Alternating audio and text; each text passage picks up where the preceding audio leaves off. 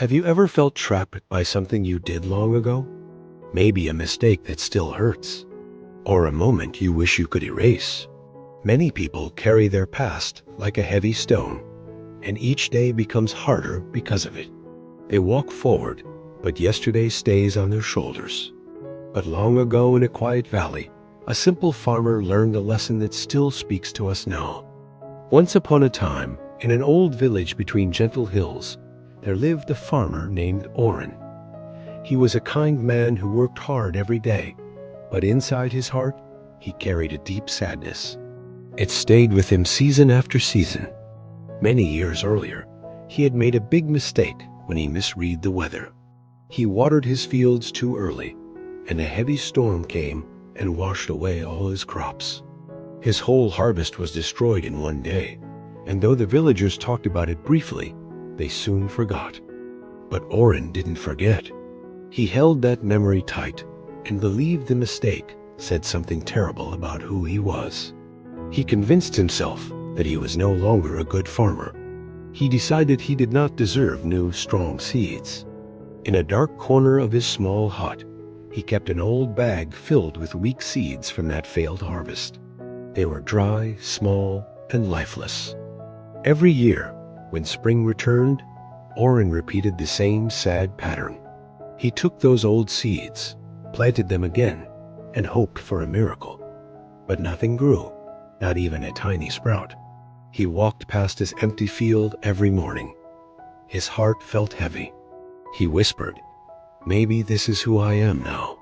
Maybe I'm only a man who fails." Years passed. The land forgot the mistake. The villagers forgot. But Orrin held on to it, year after year, season after season. One calm morning, as Orrin prepared the dry soil again, his neighbor, an old man named Suri, walked by. Suri had watched Orrin for years and had seen his disappointment grow deeper each spring. He stopped and asked gently, "My friend, why do you always sow from that old bag of seeds?" Orrin looked down. His voice was soft. "These seeds fit me," he said. "I do not deserve better seeds. Good ones are for better men. My land knows I fail." Suri knelt beside the bag, picked up one seed, and pressed it between his fingers. It turned to dust instantly. He looked at Orrin with calm eyes. "These seeds do not grow," Suri said, "but not because you cannot make them grow." Orrin asked, "Why then?" "Because you are planting your past," Suri said, "and the earth only accepts the present." Orrin stared at the soil. He did not speak. "The land does not remember your mistake," Suri continued. "The sun does not remember. The rain does not remember. Only you do." A deep silence fell between them. The old man's voice softened even more. "You carry your old season like a chain. You sow guilt, not seeds. You give life to yesterday, but not to today." Orrin felt his eyes burn. It was the first time someone had spoken to him in this way. He whispered, "I'm afraid. I ruined everything once. Maybe I will ruin everything again." Suri placed a warm hand on Orrin's shoulder and said, "My son, your mistake shaped you, but it did not trap you. Every spring is new, every seed is new, and you must allow your heart to be new as well." The words entered Orrin's heart like light entering a dark room. That evening, Orrin sat beside a small fire outside his hut and held the old bag of seeds in his hands. It felt lighter than he remembered, almost empty, almost like the hope he had lost. He closed his eyes and thought of all the years he wasted looking backward. He remembered all the chances he never took and all the springs he let pass by. His chest ached with regret, but something inside him also began to soften. Then he whispered to himself, "It is time." He stood up. He opened the bag and poured the old seeds into the fire. The flames rose and cracked softly. The seeds curled, turned black, and disappeared into the light. Orrin watched until the last ember faded. The warmth touched his face.